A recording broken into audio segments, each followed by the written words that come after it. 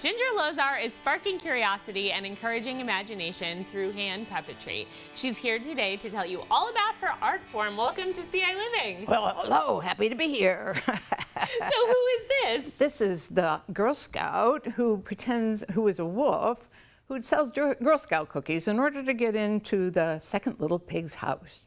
And so where do you get your puppets, or do you make these? They come from all over. Mainly I make them, sometimes I repurpose things, and sometimes I take inanimate objects and make them come alive. Oh, that's really cool. How did you get started with puppetry? When I went to the University of Illinois, I was in Joanna Maclei's oral interpretation, and we loved literature. And my senior project was Alice Through the Looking Glass. Oh, cool. After that, I moved to San Francisco, and my husband, who's always collecting things, who owns a ship model museum in Sedoras, Illinois. Oh, we've been there. We did a segment with him. Just recently. Yes. He bought me a whole collection of Chinese totem puppets over 100 years old. Of course, I had to make them come alive. Of course. And so I became the Fortune Cookie Puppet Theater. However, that didn't fit in all the venues that I wanted to do. So I changed it to Ginger Lozar's Puppets.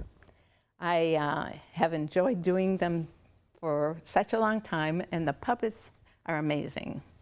And did you build this as well, or was this another find and then you kind of put it together? Exactly. This was a calliope I found at a garage sale. It had originally a monkey inside who went around the parks and begged for money, and they played calliope music. If the people gave him a dime or a quarter, he gave it back, but if it was $1, he pinned it in.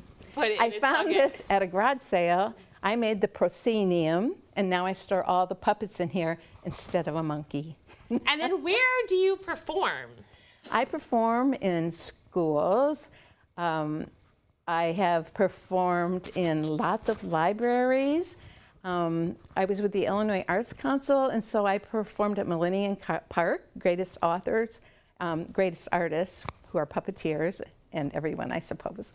And all around the Chicago area with the Illinois Arts Tour, and then with the Tepper Electric grants and the other nice charity things people do. I've been, say, last week I was at Art at the Market.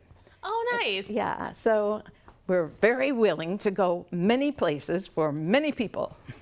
So if somebody is trying to get in touch with you, they can just go to your website and then you can work out sort of what kind of puppetry experience they're looking for. Or vlozar at AOL.com. Perfect. And then you also are a member of several puppet organizations, right? Yes. The Puppeteers of America is a wonderful organization.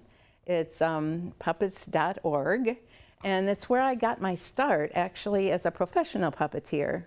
My very first workshop that I went to in Iowa, I met Jim Henson, Frank Oz, Carol Sterney, Margot Rose put my first marionette in my hand and showed me how to work it. Gosh, what? That's amazing. So I had a great support. Unfortunately, many of these people have passed on, but their enthusiasm and the organization of Puppeteers of America is invaluable for anyone interested in the arts. Well, that's amazing. And what a cool story of how, I mean, some of those people are just legends. And what about Punch and Judy? Like, because when I think of puppets, that's the first thing that I think of. I love Punch and Judy. And I have a portable stage, which I wear, which is like a cigarette stage. And I have been to 10 different countries taking that little stage in my suitcase. At one point, I went to a snake charmer's village in Rajasthan, India. You can see it on Punch and Judy India on YouTube. And it was so much fun, and they really enjoyed, the snake charmer's village really enjoyed having puppets perform for them instead of them with a snake performing for us. Right. And then you told me a story right before we started about why the thumb is separate, which helps with puppetry. So can you share that with our viewers? I'd love to. Would you join in, please? Absolutely. All right. This is a story from Africa, and it tells why the thumb is way down here, while all the other fingers are way up here. The first finger said, "I'm hungry." I'm hungry. The middle finger said, who cares? Who cares? The ring finger said, let's steal food from the farmer. Let's steal food from the farmer. But the thumb said, that's not right. That's not right. The little finger said, let's do it anyway. Let's do it anyway. So the thumb moved away from the rest.